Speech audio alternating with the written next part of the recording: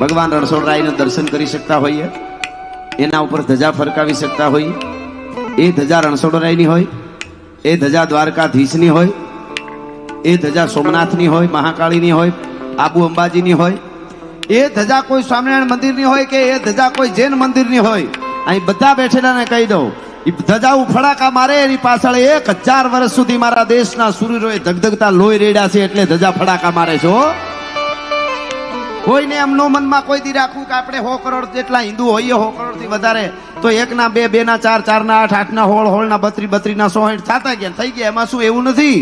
ધગધગતા લોહી રેડા કોક દીક સિતોડના સાકાને વાંચો ખબર પડે. 11 વર્ષની દીકરીઓ રાજપૂતાણીઓ આમ ઓઢણી પકડીને કહેતી હતી, દાદીમાં ઘડીક ઊભી જાઓ, મોટાબા ઘડીક ઉભા રહ્યો, માં ઘડીક ઊભી જાઓ, સૌની પેલા મારે અગ્નિમાં પડવું છે. અગ્નિને ખબર પડે કે રાજપૂતાણીની જ્વાળા પાસે અગ્નિ ટાંકવી પડે ભલા માણસ, ત્યારે આપણે આજ મોજ કરીએ છીએ.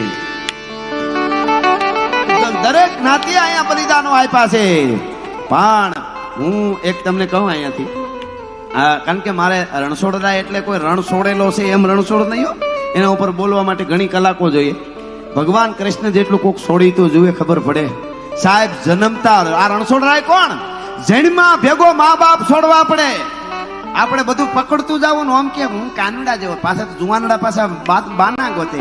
રાધા ને કૃષ્ણ પ્રેમ કરતા હતા, અરે તારી ભલી થાય. આપણે તો બધું પકડી લો. ભોળોનાથ શિવરાત્રી આવે એટલે તરત જ ભાંગ ગોતે, ગાંજા ગોતે. એકચ્યુઅલી પીવાય આટો આવશે. ઈ તમે ઈ ભાંગ પીવે? હું જાહેરમાં કહું છું ભોળોનાથ કોઈ દી ભાંગ ન પીએ. હું જાહેરમાં કહું છું ઈ કોઈ દી ગાંજો ન પીએ. ઈ આપણી પાસેથી લેવા હાટું ભૂંડું પાસે રાખ્યું છે. ભૂંડું એટલે નાગ ને ભૂંડું, આમ ભૂંડું નહીં, પ્રકૃતિમાં નહીં ભૂંડું, પણ માણસને નુકસાન કરે એવું બધું પોતે લઈ લીધું. ભૂતડાન આ તો હું છે, મજા આવે એટલે શિવરાજ છે કે ગાંજો લાવો ભાઈ. તો પછી એક કામ કરો, પેલા કોબરાને ગોતો ક્યાંકથી ગળામ નાખો, પછી વીસીના હાર બનાવો, બરોબર, ઈ નાખો અને સમસાણમાં જઈને બેહો, આખે શરીરે રાખો, નાગ નાખો, બધું કરો, અને પછી હું લઈ આવી દઉં એકચ્યુઅલી સારામાં સારું ઊંચી ક્વોલિટીનું પોઈઝન હું લઈ આવી દઉં. ભલે કાયદામાં ના પાડતા હોય, હું એમ કે લે આ ગટગટાવી જા જરીક લે, અને પછી ભાંગની શરૂઆત કરો તો વાંધો નહીં. આ તો હું છે ઈ બધું નહીં, એકચ્યુઅલી ભાંગ પીવી. અને અમુક ભજનો હું તો અહીંથી જાહેરમાં કલાકાર ભાઈઓને વિનંતી કરું, 2 હાથ જોડીને. હવે આ જમાના પ્રમાણે, કારણ કે અટાણે પકડી લે સનાતનને પકડવાના લાગ ગોતે છે બધા, એટલે કલાકાર મિત્રોને કહું ભોળાનાથે ભાંગ વાંગી વાવી નિંદે છે ગુણેશ ને એવું બંધ કરી દેજો. હવે એવું હોય જ નહીં. ભોળાનાથ ભાંગ વાવે, પાર્વતીજી પાણી વાળે છૂટા મેલી કેસ. હવે છૂટા મેલી કેસ ઈ તારી, હું મારે કેવું છે, તારી ઘરેથી ઓલે બાઈ હોય ને ઈ છૂટા કેસ મૂકીને પાણી વાળે, ભલે ઈ નો વાળે, પાર્વતીજી છે. હવે બીજું પાણી વાળવા માટે જે ખેડૂની દીકરી પાણી વાળે ને ઈ શક્તિ છે. ઈ જે ખેડૂના જમીનમાં પાણી વાળે એ વાત નથી, આ ગાંજામાં પાણી વાળે એનું કહું છું. ઈ ગાંજામાં પાણી વાળે, પાર્વતીજી પાણી વાળે, એટલે ઈ બધું આપણે બંધ કરી દેવું છે. હવે મારે જે કહેવું છે કે કૃષ્ણ કૃષ્ણ કરો, એકવાર કૃષ્ણ છોડે, પ્રેમની વાતો પછી કરજો. કૃષ્ણ છોડ્યું છોડો તો ખરા. જન્મમાં ભેગા મા બાપ છોડે, ગોકુળમાં જાય, ત્યાં બીજા મા બાપ એને એટલો જ પ્રેમ કરે, પોતે ગાયું એને પ્રેમ કરે, ગોપીઓ રાધા, અને પછી વખત આવ્યો ને ત્યારે એ બધું છોડી દીધું. પાછો મથુરા આવે, અને પછી મથુરા છોડી ગોકુળ તજી મથુરા તજી સાગર કિનારે જઈ રહ્યા, ત્યાં પણ પ્રભુને મારવા જોધા જરાસંધ ના ગયા. એ બધું છોડી અને પાછો દ્વારકા આવે, અને દ્વારકામાં છેલ્લે લાગ્યું કે હવે બસ, ત્યારે દ્વારકા છોડી અને પ્રાચીને પીપળે ભીલના બાણનો ફેંસલો જગત નાથે શીખાયો. એકવાર રણછોડરાયે છોડ્યું એટલું છોડી જુઓ તો ખબર પડે દુનિયામાં કેમ છોડાય, કેમ રેવાય સાહેબ. હા, શું પ્રેમ, શુદ્ધ પ્રેમની વાત તો નીકળી પડ્યા, શાયરીઓમાં પાછા ઉતરી જાય. મારે સીમને શેઠે ઉગ્યો સોબતનો છોડવો, હું કોને કહું? મારે આંગણે ઉજાગરાના ફૂલ, હું કોને કહું? તારા બાપને કે? પ્રેમની શાયરી ઉપર ઉતરી જાય, આને પ્રેમ કહેવાય? રાધે કૃષ્ણ હવે 11 વર્ષ 52 દિવસનો બાળક હોય, ઈ રાધા કૃષ્ણનો પવિત્ર પ્રેમનો, ઈને તમે 16,108 કર્યા હતા, તો આપણે શું વાંચો થોડું ઘણું. હવે એની આખી પેલા હિસ્ટ્રી તો વાંચો, કઈ પ્રકારે છે, શું છે, નથી એમને ઉતરી જાવ. એટલે મારે કહેવાનો અર્થ મારો એટલો છે કે આપણી પરંપરા સાચી છે. ધર્મ માટે એક દાખલો હું અહીંયાથી આપું સાહેબ, મને આ બધી વાતો ગમે છે, એટલે હું આવી વાતો સાંભળે ત્યાં સુધી તમે આ બધું વાફ આવે, નકર પ્રોગ્રામો તો કૂદકા મારી તોય હાલે એવું નથી, પણ અમારે એ નથી કરવું. અમે તમારા જેવા સાંભળવા યુવા ધન જો ઊભા ઊભા સાંભળે છે, આના માટે કાંઈક તો સારી બે વાતો અમારે લઈ આવવી પડે કે નહીં સાહેબ? જ્યાં જાય ત્યાં આવે છે, ભલે બેહાયું હોય બેહી જાનો કર વાંધો નહીં, પાછળ કોઈને નડતા ન હોય તો તમે તમારે ઉભા રહ્યો તો વાંધો નહીં. સાંભળે છે ખુમારી થોડીક રાખજો સાહેબ. નશો છે ને નશો, એ નશો તમે ભારતમાં જન્મા છો, તમે કયા કુળમાં જન્મા છો, જ્ઞાતિવાદ નહીં, જ્ઞાતિ ગૌરવ હોવું જોઈએ. એટલે જ્ઞાતિ કેવા હવની જ્ઞાતિના ગૌરવથી કામ કરતા. હું તમારું કામ ન કરું તો હું આ નહીં, તમારું કામ ન કરું તો આ નહીં, એટલે જ્ઞાતિવાદ આપણે કરીશું ને તો પાસે હારી જાવ. એ આપણને બહુ નડ્યું છે, પણ હવે જાગ્યા ત્યાંથી સવાર હવે આપણે સમજવું જોઈએ. હું મારા દરેક પ્રોગ્રામમાં કહું છું ને આજે કહી દઉં, તમે ગામડે રહેતા હો તો ગામના વડીલો નક્કી કરે, સરપંચ નક્કી કરે. સોસાયટીમાં રહેતા હો શહેરમાં તો સોસાયટીના પ્રમુખને જે હોય નક્કી કરો. અઠવાડિયે એકવાર ગામના સેવાડે જઈ અને સેવાડાનું વાલ્મીકી સમાજનું ઝૂંપડું હોય કે દલિતનું હોય, એ ઝૂંપડું હોય ને દેવી પૂજકનું હોય, ત્યાં જઈને કહેજો ઘડીક તમારી દીકરીને મોકલે નહીં, કાં એના હાથે આજ અમારે ઠાકરની આરતી કરાવી છે. આવું જ્યારે સમજાઈ જાય ને તેથી ભારતને આમ સુપર પાવર બનતા વાર નહીં લાગે. આપણે બહુ એમાં ઓછા ઉતર્યા છીએ આપણે, એટલે આપણે હેરાન થયા છીએ. એ હકીકત વાત કહું છું તમને. તમે દરેક જ્ઞાતિને અહીંથી યુવાધનને એક વિનંતી કરું, કોઈ પણ જ્ઞાતિ જાતિમાં એક મિત્ર હારામ હારો તમારો હોવો જોઈએ. થોડુંક જોવું ખરું હો, માવા હારું થઈને ખિસ્સા ફાડી નાખે એવા ભાઈ બંધ ન કરવા, એના કરતા નકરા હારા. ક્યાંય આંટીએ સડાવીને નીકળી જાય એનું કાંઈ નક્કી નહીં, એવા નહીં. પણ દરેક જ્ઞાતિ જાતિમાં એક તમારો હારો ભાઈ, કોઈ પણ જ્ઞાતિઓને ભેટો, બથ ભરીને ભેટો. હવે આપણે ઈ આવી ગયું છે, નહીતર ઓલા બધા આમ જો અચાણે 7-8 દેશ ઉપર કાલે બહાટી બોલી ગઈ. આપણે જ્ઞાતિ જાત વાતીવાદ કરતા રહે હોય લાગે, અને હજી આપણે આટલી ઘમઘમાટી બોલે તો આનંદથી પ્રોગ્રામો કરીએ છીએ અને મોજ કરીએ છીએ. આપણા મોદી સાહેબ કે લીએ એક તાલી તો બનતી છે યાર. આ કાંઈ મળદ વડાપ્રધાન જો મજા આવે. હા એ તો છે જ ને. અને આ 500 વર્ષ સુધી પાવાગઢના ડુંગરાની માથે 500 વર્ષ પછી આપણા બાપ દાદાઓ રાહ જોતા છે, જોયા વગર વયા ગયા. અને આપણે જોયું એ ધજા ફડાકા મારે, 500 વર્ષ પછી ભગવાન રામનું મંદિર બને. આવી કેટલી આમાં કોને હિન્દુ મુસ્લિમ શીખ ઈસાઈ હારા કામ થાય છે, એમાં કોને ન ગમે? બધાને ગમે, અને બધાને ગમવું જ જોઈએ. આપણો ભારત હિન્દુ મુસ્લિમ શીખ ઈસાઈ બધાને મળીને સુપર પાવર બનાવવાનો છે. પણ એક કહી દઉં, આપણે ઓસ્કાર આપેલો હોય, આપણે સાંભળ્યો હોય, આપણા વાડામાંથી કૂદીને ગયો હોય, અને પછી AR રહેમાન એમ કહેતો હોય કે અહીંયા તો જ્ઞાતિવાદ ચાલે છે ને આમ છે, તો પાકિસ્તાન ભેળું થા ગૂગલું તો નહીં ખબર પડે શું અસર થાય છે. કેવો આઝાદ રહેશો ને કેવા ઓસ્કાર એવોર્ડ મળે છે તને ખબર પડે, અનુભવ થાય ને થોડો. આના હારે આપણે વાંધો છે. બાકી કાયમ મારા પ્રોગ્રામમાં કહું છું, એક ક્ષણમાં ભારતની આન બાનને શાન ઊંચી કરી દીધી એવા ડોક્ટર અબ્દુલ કલામની જનેતાને મારા 100 સલામ છે. ભલા માણસ શું અમે કાદુ મકરાણીના રાહડા ગાયા છે, કોક દીક વાંચો તો ખબર પડે. અબ્દુલ હમીદની અમે વાતો કરી છે, અશફાકુલ્લા ખાનની અમે વાતો કરી છે. અને આવી વાતો હારી કરશું ને તો જ રણછોડરાય રાજી થાય. એ કાયર નથી, રણછોડ વાળો રણછોડ નથી. રણછોડ ના અર્થો ઘણા બીજા સારા થાય, એના માટે સમય નથી અત્યારે. પણ આપણો ભગવાન એટલે કૃષ્ણ એટલે 11 વર્ષની ઉંમરે સાહેબ હાથીનો દાંત તોડી અને મામા કંચની છાતી માથે બેહીન છાતી ચીરી નાખે. એને તમે કાયર કહી શકો? એને તમે રણછોડ વાળો કહી શકો? એને બધી એની સાયકલ ગોઠવી હોય, એ પ્રમાણે જવું પડતું હોય. કાલિયવનને ન્યા મારવાનો હોય એટલે ન્યા સુધી એને લઈ જવો પડતો હોય. એ બધી એની સાયકલ છે. એટલે કહેવાનો અર્થ મારો એ છે કે આપણી પરંપરા બહુ અદ્ભુત છે. અને મોડર્ન જમાનામાં તમે એન્જોય કરો, આનંદ કરો, એનો કોઈ વાંધો નથી. પણ અત્યારે મોડર્નના નામે જે ઘણું થઈ રહ્યું છે ને યુવા ધન, હું એક પીડા વ્યક્ત કરી દઉં છું. આમાં બીજું, ગમે એવી કાયદાની તાકાત હોય, કાયદાનું બળ હોય, હથિયારોનું બળ હોય, કે સરકાર ગમે એવી હોય, આ હું અહીંથી જાહેરમાં સાહિત્યકાર તરીકે કહું છું, કોઈની તાકાત નથી આખો સમાજ બગડે અને પછી હમો કરી શકે. આખો સમાજ જ્યારે બગડે ત્યારે એનું બેલેન્સ કોઈ કરી સત્તા ન કરી શકે. એ તો અંદરથી ખુમારી જાગે ને આખો સમાજ એની રીતે સુધરે ને તો જ થાય. હા, બાકી વ્યસનમાં પડતા જાય યુવા ધન આજે આપણે જોઈએ છે, ન કરવાનું થાય. મને તો ઘણીવાર વિચાર થાય કે 6 વર્ષની દીકરીને આચાર્ય દરજાનો માણસ આપણે કેટલા નીચે આવ્યા છીએ. ઈ કહું આપણે એટલે આપણે બધા આવી જઈએ.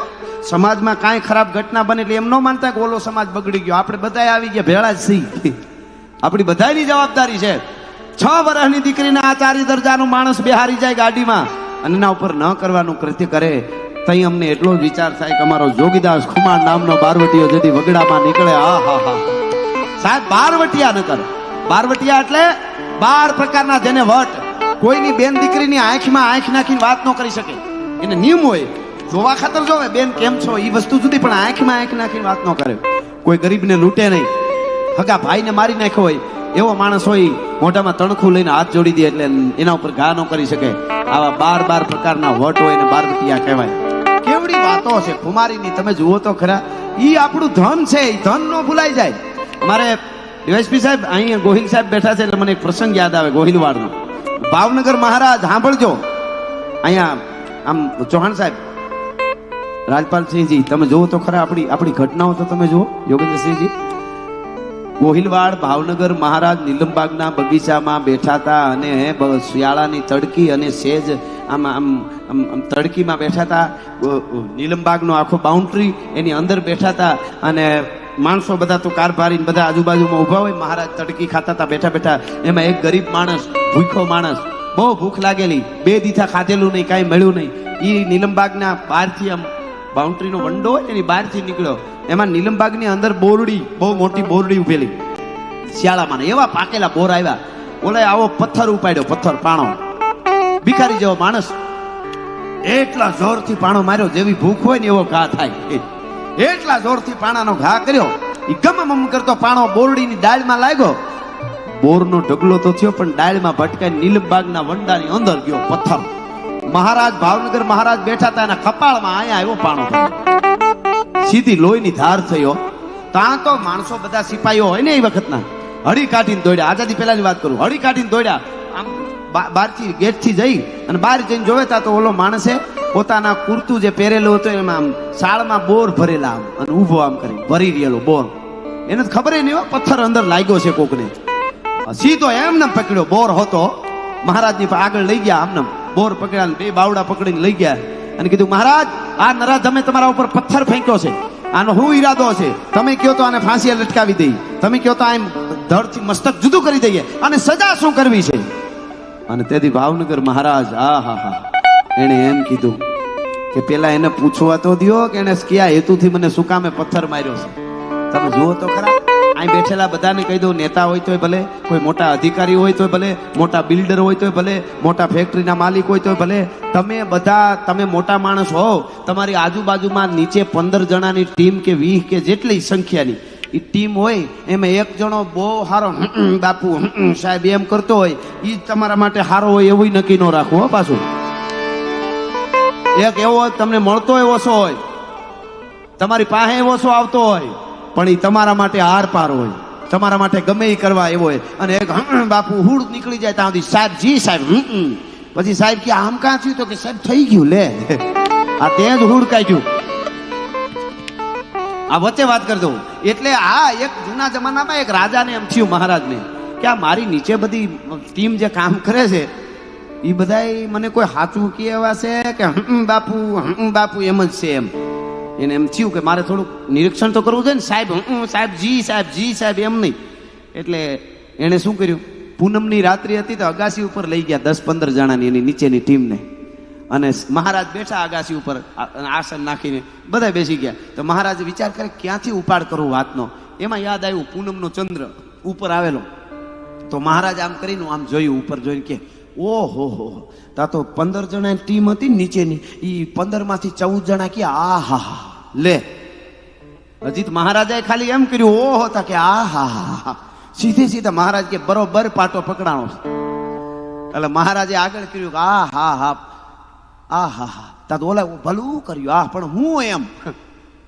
ત્યાં તો મહારાજ કે ચંદ્રની અંદર મને રામો પીર દેખાય છે. ત્યાં તો 15 હતા, એમાંથી 14 કે આહા રણુજાનો રાય જ છે, લીલો ઘોડો છે, એક જણ કે ભાલુય છે, એક જણ કે હરજી ભાટીએ વાહ હાલ્યા આવે છે. બધું એક પછી એક મીડિયા બોલવા. આમાં 15 જણા હતા, એમાંથી 14 જણા મીડિયા એમ કરવા. મહારાજ જોઈ રહ્યા, એમાં એક તરવરિયો યુવાન પોતાના બાપની નોકરી મળેલી, પોતાને બાપનો પટ્ટો મળેલો. એ વખતે પટ્ટા મળતા ને, એ પટ્ટો મળેલો. એ જુવાન મોઢું બગાડી ગયો. એટલે મહારાજાની નજર પડી ગઈ. મહારાજે કીધું, હે જુવાન, દર્શન કર લે, રામો પીર દેખાય ચંદ્રમાં, તને નથી દેખાતો? એટલે કે મહારાજ માફ કરજો, તમારો અનાજ છે મારા કોઠામાં.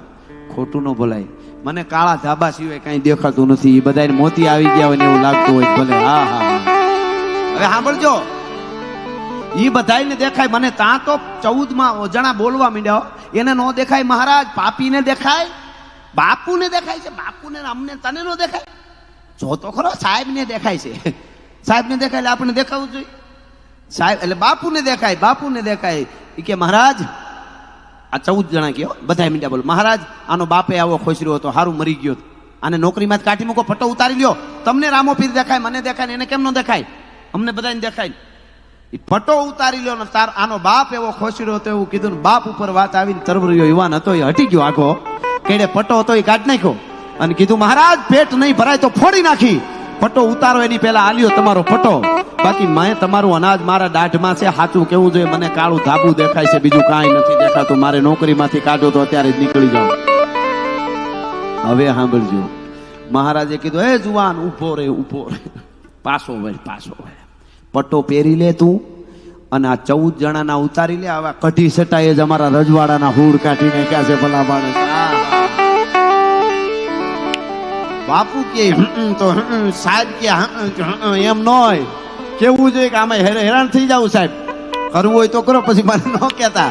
કહેવાનો અર્થ મારો ઈ અમુક માણસો એવા મીડિયા કેવા કે આ મહારાજ તમને આને પથ્થર માર્યો છે, આને આને આને આને કઈ સજા કરવી? ભાવનગર મહારાજ સાહેબ એને કીધું એને બાવડા મૂકી દો. પછી ધીરે એક દિન પૂછ્યું, ભાઈ કોણ છો તું? તો કે મારું નામ આ છે, હું ગરીબ માણસ છું, મેં 2 દિવસ ખાધું નથી. તો કે મને ખબર નહોતી બાપુ તમે અંદર બેઠા તમને લાગી જાય. બાપુ મને બહુ દુઃખ થયું છે, તમારા કપાળમાં લોહી નીકળ્યા, હાય હાય હું કયા કર્મે છૂટીશ. ભાવનગર મહારાજ ગંગાજળિયા ગોહિલ કુળને મેં પથ્થર માર્યો, પણ સાહેબ બાપુ મને માફ કરજો, મને ભૂખ લાગી ને એટલે મને એમ કે જોરથી પથ્થર મારું ને તો જાજા બોર ખરે, એટલે બોરડીમાં પથ્થર માર્યો, અંદર વયો આવ્યો પાણો ગેટની વંડાની અંદર અને તમને લાગી ગયો, બાપુ મને માફ કરજો. તો કે સાઈલ નહોતો માર્યો ને? તો કે ના. તો બોર ખેરવા હાટું માર્યો તો ને? એ કે હા. તો બોરને પાણો બોરડીને માર્યો તો બોર મળ્યા? તો બાપુ જો કેટલા બધા મળ્યા, જો આખી સાળ ભરી લીધી મેં, કેટલા બધા ખોબાથી વધારે બોર મળ્યા. ભાવનગર મહારાજે માણસોને કીધું આને ખોબો ભરીને હોના મોર આપી દો. હે કે બાપુ તમને કપાળમાં પાણો માર્યો, એને કઈ હેતુથી માર્યો છે એ તો ગમે એ કે એને હોનામોર ખોબો ભરીને આપી દો.